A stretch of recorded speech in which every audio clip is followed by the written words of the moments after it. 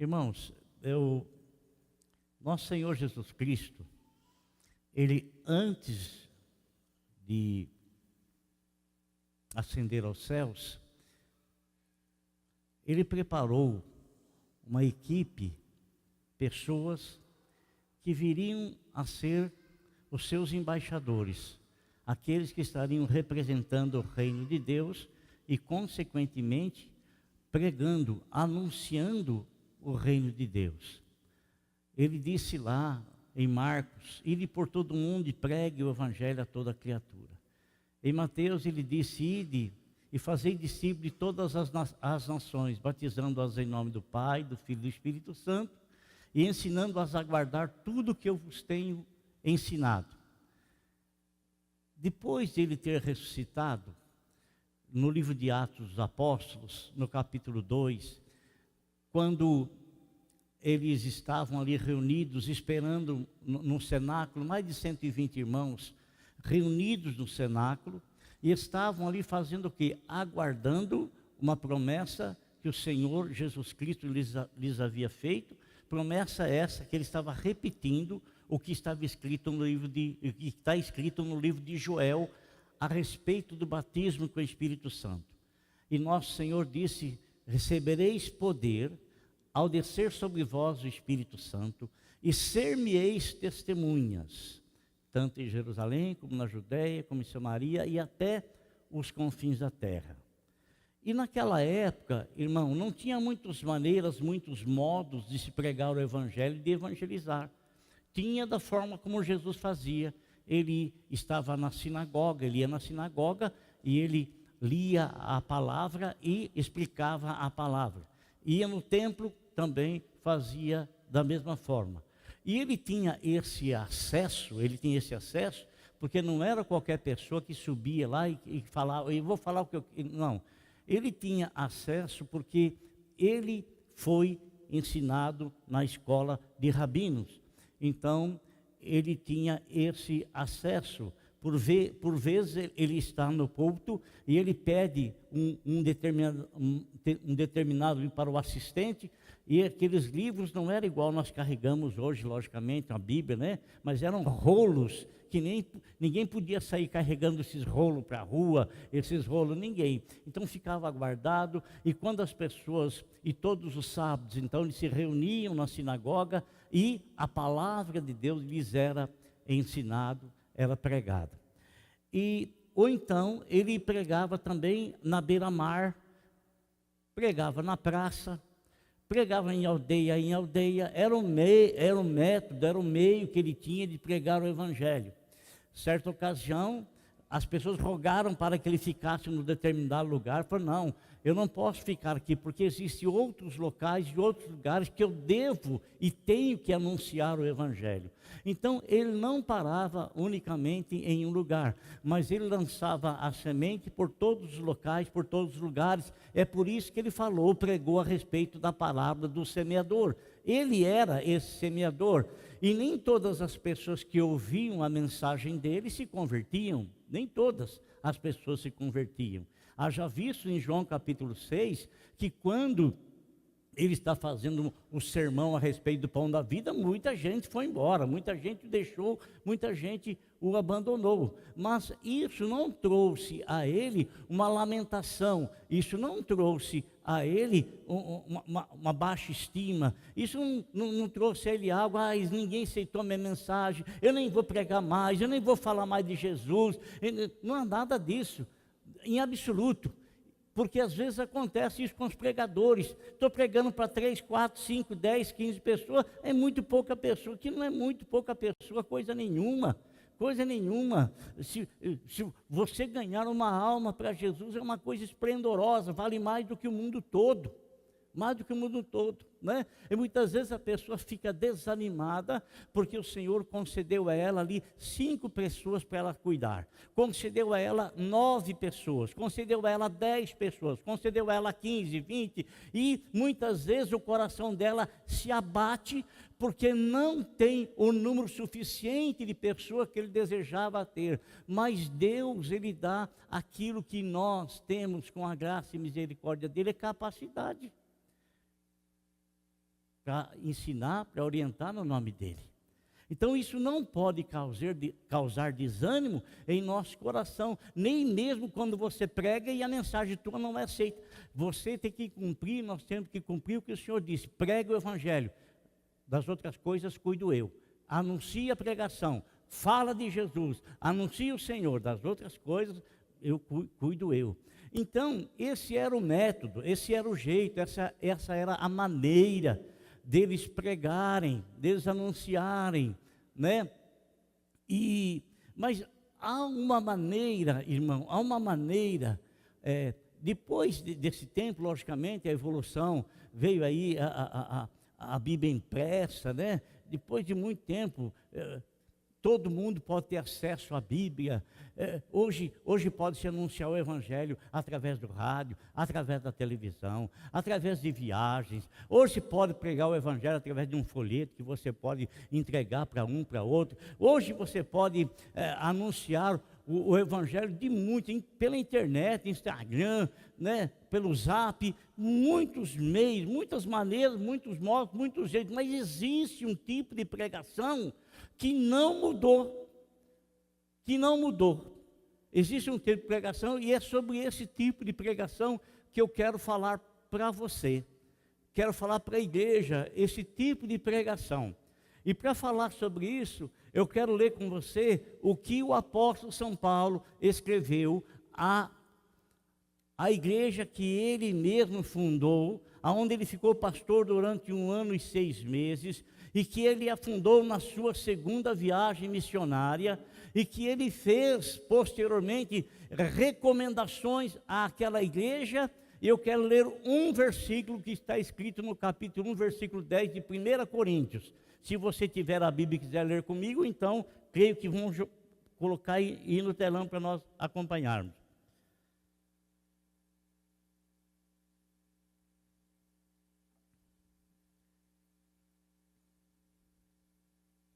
Está escrito assim: irmãos, em nome de nosso Senhor Jesus Cristo.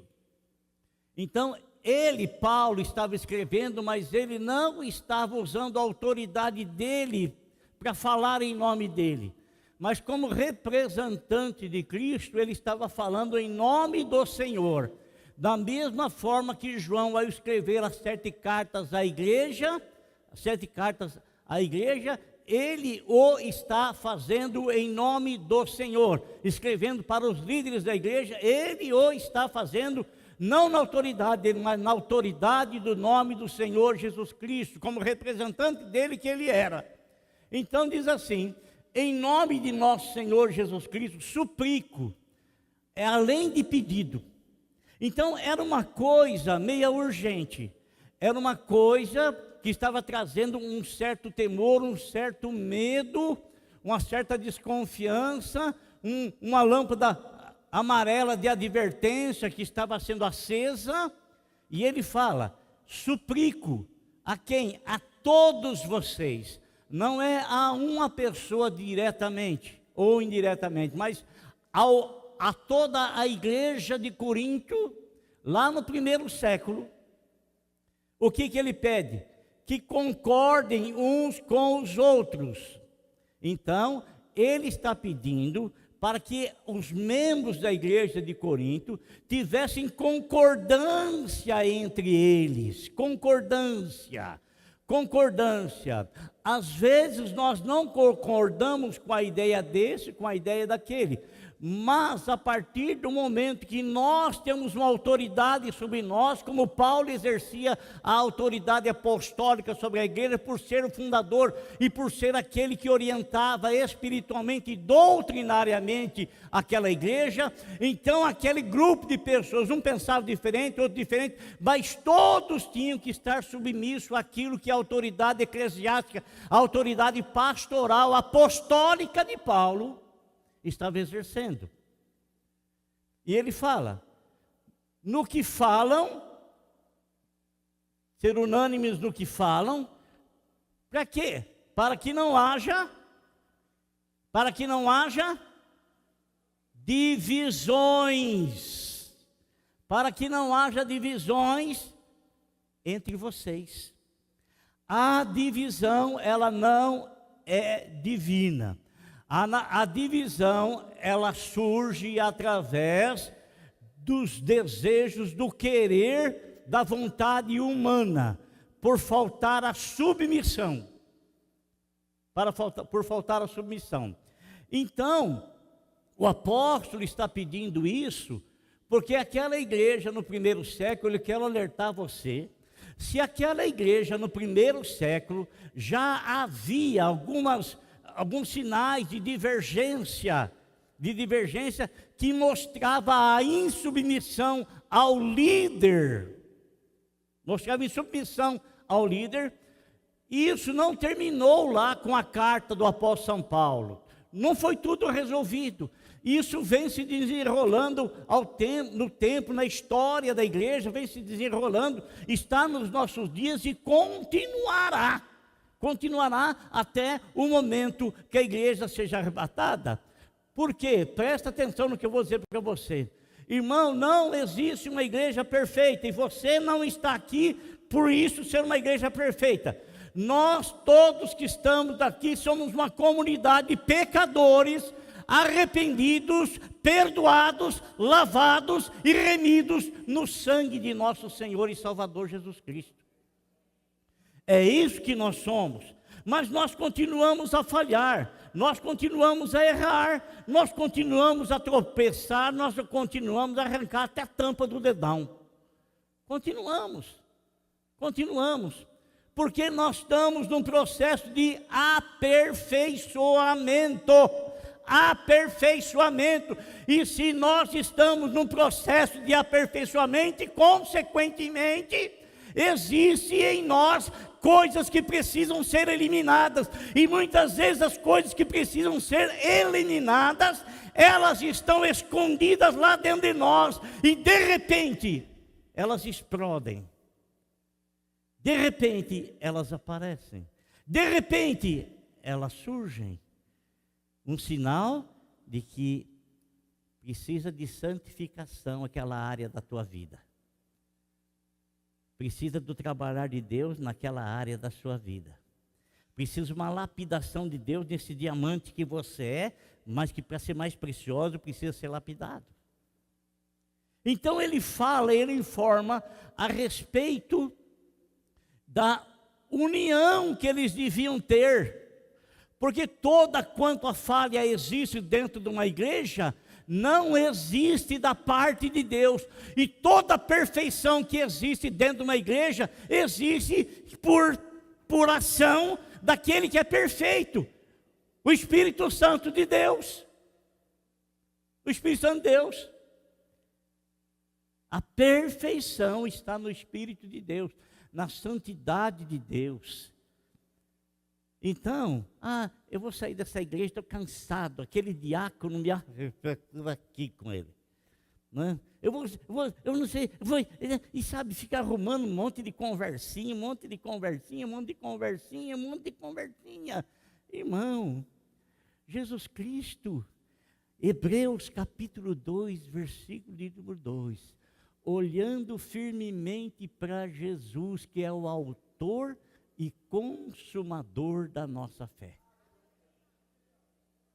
Você não quer ver defeito em ninguém? Pare de olhar para os outros. Pare de olhar para as pessoas.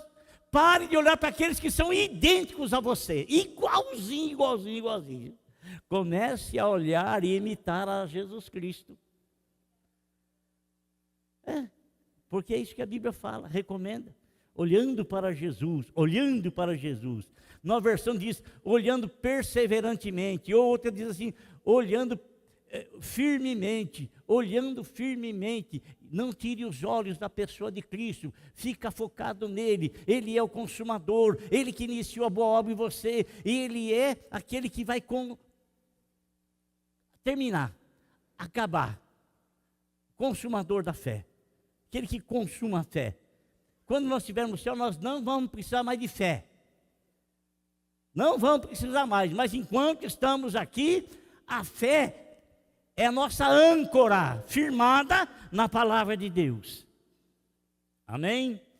Então ele está dizendo isso. Então, no dia que no teu coração começar a surgir uma pontinha assim, nossa, eu não estou muito me agradando mais daquele irmão fulano e tal. Não está agradando mais porque é da tua carne. Porque se você olhar para Jesus, você não vai ver, você não vai querer tirar o cisco do olho do irmão enquanto no teu tem uma trave. Não vai. Então, irmão, o apóstolo São Paulo deu esse conselho. Agora, no capítulo 17 de João, capítulo 17 de João, nosso Senhor Jesus Cristo, ele faz a sua oração sacerdotal. Nós temos em nós o ofício sacerdotal, todos nós temos, principalmente nós os homens, porque essa incumbência de liderança espiritual foi dada a nós. Muito embora muitos homens hoje, eles não estão exercendo e, consequentemente, por não exercer esse poder de liderança que Deus os incumbiu, para que eles, através da intercessão a Deus, do ofício sacerdotal, a intercessão ao Senhor, abençoe a sua esposa e abençoe os seus filhos e abençoe a sua família. Às vezes barra a bênção de Deus.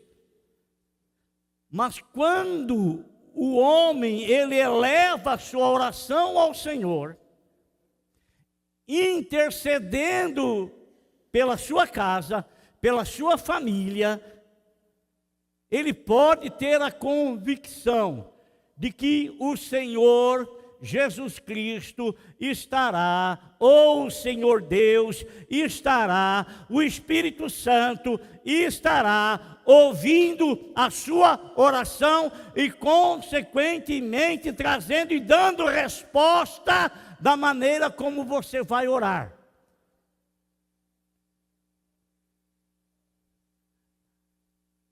João, ele escreve a oração que nosso Senhor Jesus Cristo fez.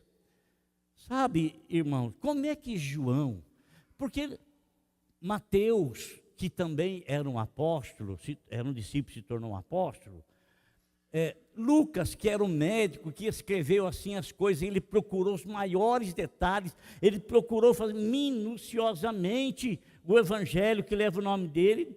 Marcos, que era parente de Barnabé, ali, muito íntimo, muito próximo, esses três evangelistas não escreveram a oração sacerdotal de nosso Senhor Jesus Cristo. Mas João escreveu. E por que João escreveu? Porque João, ele era uma pessoa íntima do Senhor, íntima. Quando você quer orar, eu tenho convicção de que a sua oração pessoal, você vai diante do Senhor, no lugar onde você vai ficar a sós com o Senhor, e então você vai expor diante do Senhor, você vai conversar com o Senhor, você vai levar tudo diante do Senhor, na intimidade sua com o teu Senhor. Mas dificilmente você leva uma outra pessoa se você vai fazer uma oração de intimidade com Deus. E quando o Senhor Jesus Cristo vai orar, João está ouvindo a oração e, consequentemente, João passa a escrever essa oração, que é uma oração intercessória, sacerdotal. E João, ele escreve, irmãos, ele escreve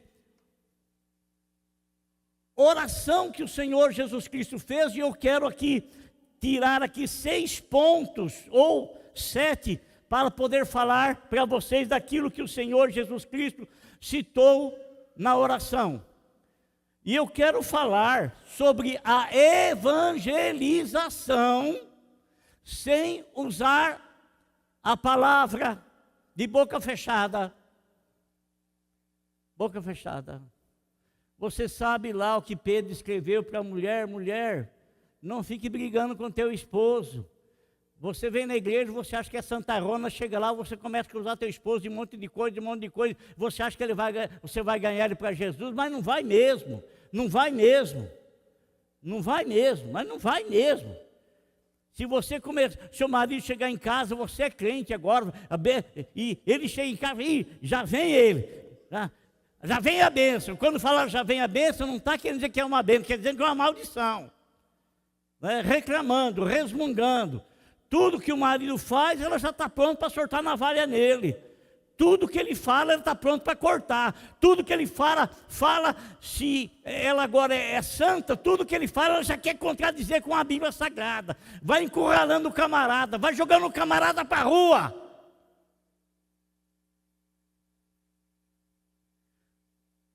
A Bíblia fala que você, mulher, com a sua boca fechada, você ganha seu marido, somente com as suas atitudes.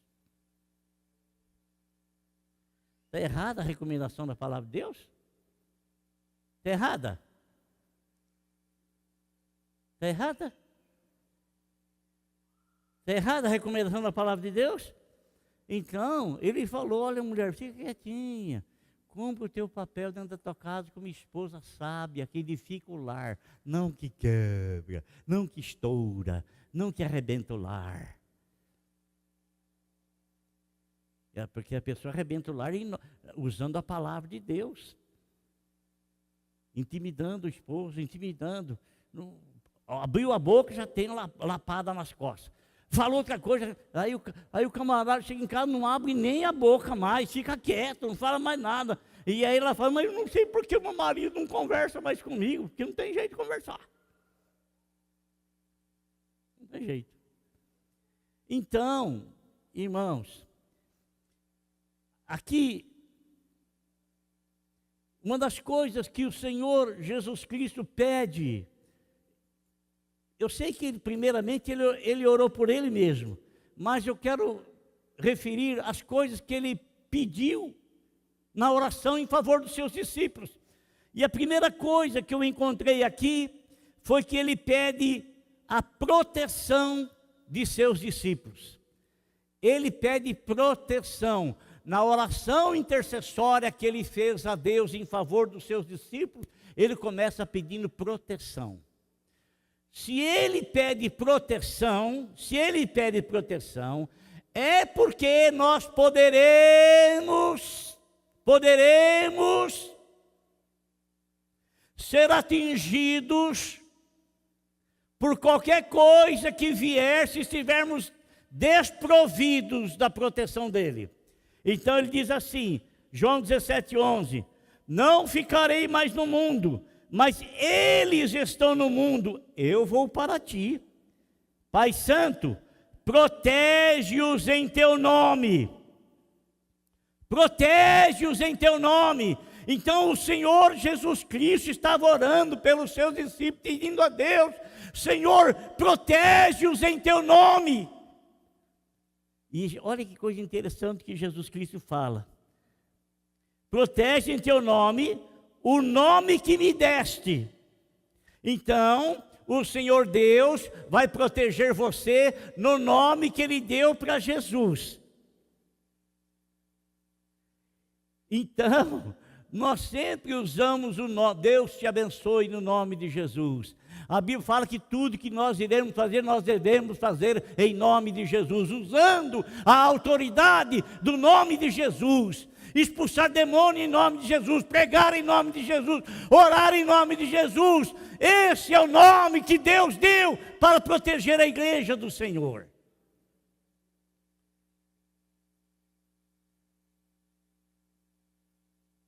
Outra coisa, ele pede para que os seus discípulos tenham alegria. Alegria. No capítulo 17, versículo 13, ele fala assim: agora vou para ti, mas digo estas coisas enquanto ainda estou no mundo, para que eles tenham a plenitude da minha alegria. Plenitude é algo cheio, é algo completo. Qual é o cristão que tem uma plenitude de alegria? Qual é o cristão que não tem aflição? Qual é o cristão que não passa adversidade? Qual é o cristão? Mas a Bíblia nos diz, amado irmão, que nós poderemos passar por qualquer tipo de aflição, mas nós devemos ter a plenitude de alegria que está em Cristo Jesus, porque se Ele estiver em nós, nós teremos a convicção, a certeza de que Ele nos protegerá e de que em meio às aflições nós poderemos continuar gozando da paz e da alegria que está em Cristo Jesus, nosso Senhor. Porque quanto mais você falar de suas dificuldades, mais dificuldade você vai ter. Porque quanto mais você resmungar, pior as coisas vão se tornando. Quanto mais você falar daquela coisa, quanto mais você bater naquela coisa, porque eu fui prejudicado, porque aconteceu isso, porque aconteceu aquilo, porque aquilo, você não vai conseguir gozar da plenitude e alegria de Cristo. Porque outra coisa tomou conta do teu ser. Outra coisa. Você não vai conseguir desfrutar. É fácil isso? Não, não é fácil. Não, não é fácil. Porque quantas coisas que nós atravessamos, coisas assim, difíceis para nós, coisas que acontecem na nossa família e nos atingem. Mas isso não quer dizer que nós devemos ficar rindo. Ah, eu estou alegre, estou rindo. Você viu a alegria que a Brenda ficou, irmão, de vir aqui?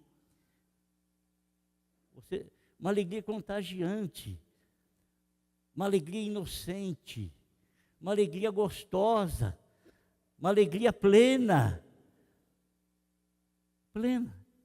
Então, a nossa confiança em Cristo nos faz superar por causa da esperança que está no nosso coração, a esperança que está na nossa vida, a esperança que nos é dada na palavra de Deus. Outra coisa que o Senhor também pediu em oração, Ele pede para que os seus discípulos sejam guardados do inimigo. João 17,15, ouça aí. Não rogo que os tires do mundo, mas que os proteja do maligno. Não rogo ao Senhor para que tire os meus discípulos do mundo, não. Mas eu quero que o Senhor os guarde do maligno. Se Ele pede para que nós sejamos guardados do maligno, é porque o Deus desse século, o Deus desse mundo, a quem foi entregue, como o próprio Senhor Jesus Cristo disse, aí vem o Deus desse mundo e nada tem em mim, o mundo jaz no maligno. Então o Senhor está pedindo que sejamos guardados do maligno. Se Ele está pedindo a Deus que sejamos guardados do maligno, porque há probabilidade de sermos atingidos por Ele. E muitas vezes o ser atingido por Ele não é através de uma doença, de uma coisa. Às vezes é aqui na nossa mente. Nós começamos a pensar uma coisa irreal, uma coisa que não é verdade, uma coisa e aquilo, e a gente vai pensando, vai alimentando aquilo, e a nossa cabeça aos poucos vai se confundindo, quando a gente vê, a gente está num turbilhão de coisas que nós não conseguimos nos livrar dela. Um turbilhão de coisas. O apóstolo disse o seguinte, sabe o que o apóstolo disse? Sabe? Pois eu vou falar o que ele disse. Posso falar? Ele disse o seguinte, o teu inimigo, o teu adversário, ele anda ao teu derredor. E presta atenção, e ele é muito paciencioso. Ele começa a jogar a isca. Parece que não é nada, joga uma isquinha. Engoliu, então vamos jogar uma coisa maior. Joga outra coisa maior, engoliu. Joga outra maior, engoliu. Joga outra maior, daqui a pouco está fisgado. Ele anda ao vosso derredor, bramando como um leão, buscando a quem possa tragar. Pai nosso que estais nos céus, santificado seja o vosso nome. Venha a nós o vosso reino, seja feita a vossa vontade, assim na terra como nos céus. O pão nosso de cada dia nos dai hoje. Perdoai as nossas ofensas, assim como nós perdoamos aqueles que nos têm ofendido. E não nos deixeis cair em tentação, mas livrai-nos do mal. Livrai-nos do maligno, livrai-nos do mal. Essa foi a oração que o Senhor Jesus Cristo fez. E quando ele faz essa oração, é para nós termos consciência que nós não podemos dar brechas, não. Não podemos achar que uma coisinha não tem importância. A coisinha não tem importância agora, mas não para na coisinha. Não para na coisinha. Não para na coisinha. Ela vai se agigantando, vai conquistando a pessoa, vai abocanhando a pessoa. Mas o Senhor, nosso sacerdote supremo, ele orou para que a gente seja livre do mal. Então não busque o mal com a tua mão, e nem permita que o mal te atinja, ainda que pareça uma coisinha muito pequenininha, porque um abismo vai chamando outro abismo. Uma coisa começa pequena e se torna grande, né? Outra coisa, irmãos, que ele pediu a Deus, ele pede que se torne uma bênção para os outros. João 17:20 diz assim: minha oração não é apenas por estes. Naquele tempo, aquelas pessoas que estavam orando, pedindo, ele falou: a minha oração não é apenas por esses, mas olha só o que ele fala: rogo também por aqueles que crerão em mim. De que forma? Por meio da mensagem deles. Então o Senhor pede não apenas por aqueles discípulos que estavam ali, que seriam portadores da mensagem, e ele estava orando também por aqueles que haveriam de crer na mensagem que esses portadores iriam transmitir. Está me incluindo? Está incluindo você? Então, Jesus já naquela época, naquele tempo, já tinha orado por nós. Né? Porque o Evangelho saiu de lá de Jerusalém e foi percorrendo, está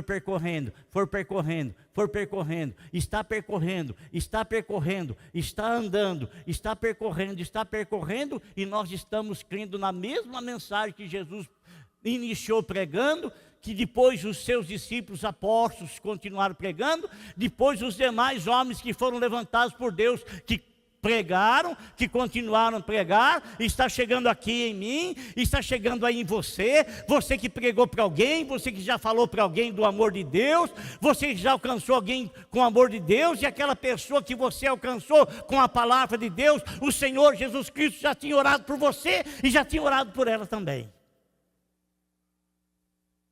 Você está entendendo o que eu estou dizendo? Amém? Está compreendendo o que eu estou dizendo, irmãos? O que mais ele pede, irmãos?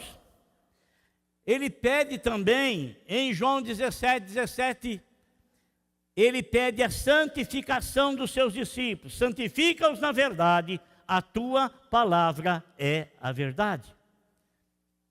Santifica-os na verdade. O que é santificar? Santificar é uma separação.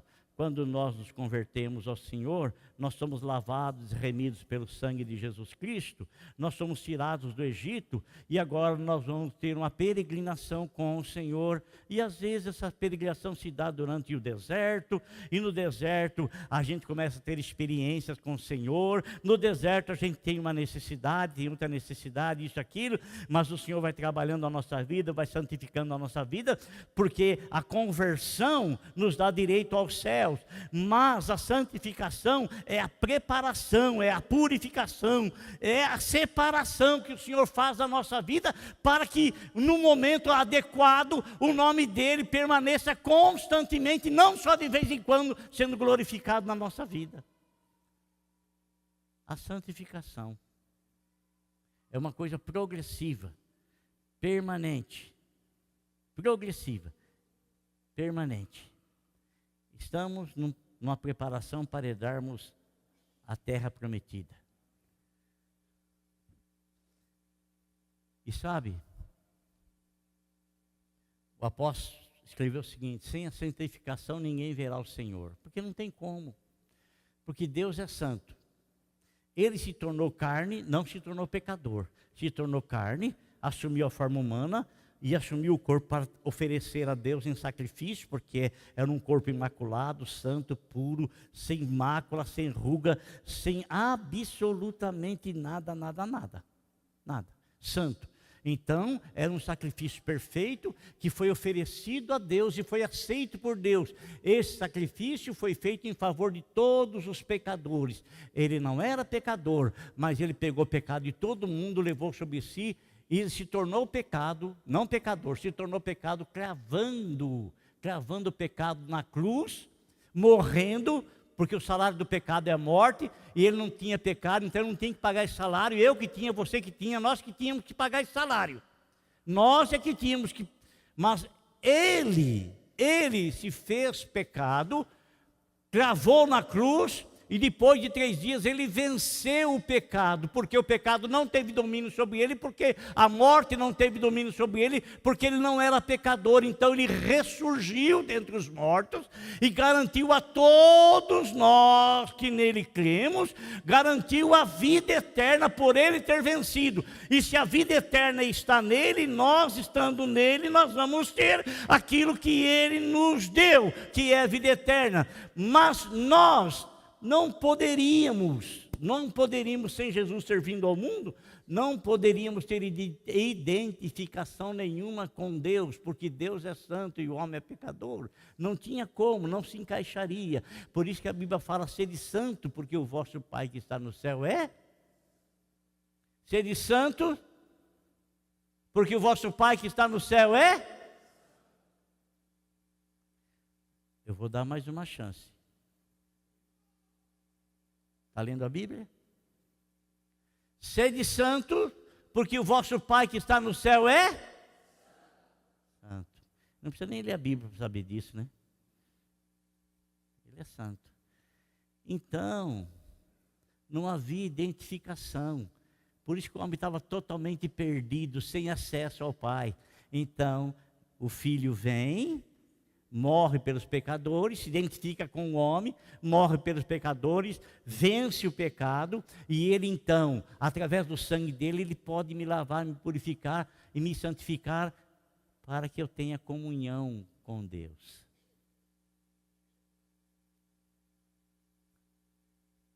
Agora, irmão, cheguei aqui onde eu estava querendo chegar. Porque eu queria falar para você uma maneira, um modo de nós pregarmos o Evangelho sem usarmos lá. Coisa que o apóstolo São Paulo, na carta que nós lemos, no capítulo 1, versículo de 1 e 10 de 1 Coríntios, escreveu para aquela igreja. Qual foi a oração que o Senhor Jesus Cristo fez? Ele pede para que sejamos um. A Bíblia fala que nós somos membros do corpo de Cristo. Nós somos membros, individualmente, somos membros. Assim como o meu dedo é membro do meu corpo, não é o meu corpo, mas é o membro que forma o meu corpo. Sem esse dedo não estaria completo, não estaria certo, né? Então, agora o que não pode, irmão, tudo isso é um só. O que não pode, o que não pode?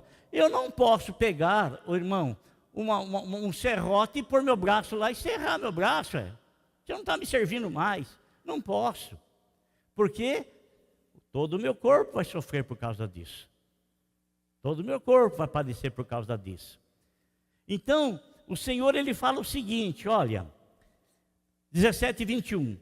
Para que todos sejam um, como tu estás em mim e eu em ti. Que eles também estejam em nós. Agora, para que o mundo creia que tu me enviaste. O evangelismo sem palavra alguma, é a nossa unidade, é a nossa união. A nossa união. Quando existem brigas, intrigas, separações, não é de Deus e não é testemunho. Como é que diz? Os dois estão lá da igreja, estão quebrando o pau lá, um pegando o outro. Os dois estão da mesma igreja, mas você precisa ver. Aquele camarada é daquela igreja, eu sou parente dele, eu não sou crente. E quando ele vai lá em casa, rapaz, ele fala cada coisa da igreja. Ele fala cada barbaridade da irmandade daquela igreja. Mas cada coisa. Isso não é testemunho. Não é testemunho. A evangelização sem falar é mostrada quando nós estamos unidos. Podemos não concordar em determinadas coisas, mas se estivermos em entendimento, em aceitação, em submissão, àquele que é colocado por Deus para ensinar, que tem a responsabilidade de educar através das Sagradas Escrituras, nós mostraremos a nossa unidade e isso será um testemunho de evangelização para aqueles que não são cristãos, para aqueles que não têm a Jesus Cristo como seu Senhor e como o Salvador. Agora, se ficarmos nos gladiando, ou porque quando eu afeto um irmão, eu estou afetando todo o corpo. Quando eu estou em discordância com quem quer que seja, por causa de arrogância, por querer colocar o que eu acho, o que eu desejo, o que eu penso, e não me colocar em submissão àquele que Deus colocou com a responsabilidade espiritual de orientar as pessoas, logicamente que você não deve estar debaixo de orientação contrária à Bíblia. Não deve, de jeito nenhum. Mas se aquilo que está vindo em harmonia com a palavra de Deus, está vindo em harmonia com a misericórdia e graça do Espírito Santo, então nós temos que, isso vai formar o que? Uma unidade. E essa unidade vai trazer característica de evangelismo àquelas pessoas que não pertencem à igreja. Porque tem pessoas sem noção, irmão. Tem pessoas sem noção. Tem pessoa que não tem noção nenhuma, sabe? E por não ter noção nenhuma, ela não tem cuidado nenhum com as almas, com ninguém. E muitas vezes essas pessoas assim, elas não guardam a língua dela. Elas falam coisas que não se deve falar, coisas que não tem nem cabimento falar, coisas que não servem para absolutamente nada, a não ser para trazer não falso testemunho, mas para trazer um testemunho às pessoas que estão ouvindo o que ela está falando. Então a recomendação do Senhor aqui é a mesma recomendação que o apóstolo São Paulo deu para a igreja de Coríntio. Para que não haja divisão no corpo de Cristo, para que não haja divisão na igreja, para que não haja conflito e nem confronto dentro da igreja, mas que tudo seja selado pela paz do Espírito Santo de Deus. Amém? Tudo seja selado pela paz do Espírito Santo de Deus. Então ele fala aqui, para que todos sejam um, para que todos sejam um. Você já pensou se Jesus brigasse com o Espírito Santo e o Espírito Santo brigasse com o Pai? Você já pensou? Que família é essa? Para que todos sejam um. Pai, como tu estás em mim e eu em ti, que eles também estejam em nós, formando unidade, para que o mundo creia que tu me enviaste. A nossa unidade é um testemunho ao mundo de que Jesus foi enviado ao mundo. Agora, tudo isso ele fecha, irmão, com o seguinte: ele pede para que os seus discípulos estejam com ele na glória. João 17, 24. Pai, quero que os que me deste estejam comigo. Olha que oração, irmão. Analise essa palavra. Pai, quero que os que me deste, então foi Deus que nos deu para Jesus, certo? Deus nos deu, está falando aqui, quero que os que me deste estejam comigo, e eu estou aonde eu estou, e vejam a minha glória, a glória que me deste, porque me amaste antes da criação do mundo. O propósito de tudo isso é esse final aqui. A oração final. Eu quero que eles estejam comigo aonde eu estou. Glória a Deus.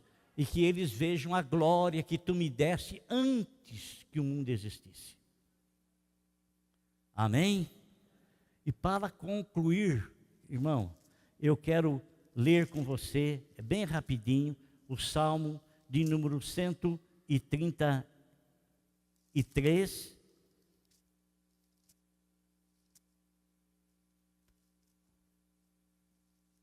Está escrito assim, olha. Como é bom e agradável que os irmãos vivam se gladiando. Amém?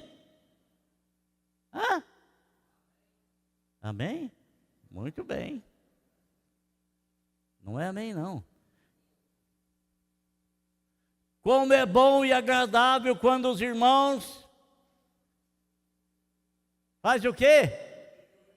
Convive em união. União. Vamos em frente, filho. É como óleo precioso derramado sobre a cabeça que desce pela barba de Arão, a barba de Arão, até a gola das suas vestes. Arão era o sacerdote. Cabeça. Jesus. Barba, o corpo do Senhor, a igreja. Quando os irmãos vivem em união, é tão precioso quanto isso. Glória a Deus. Amém.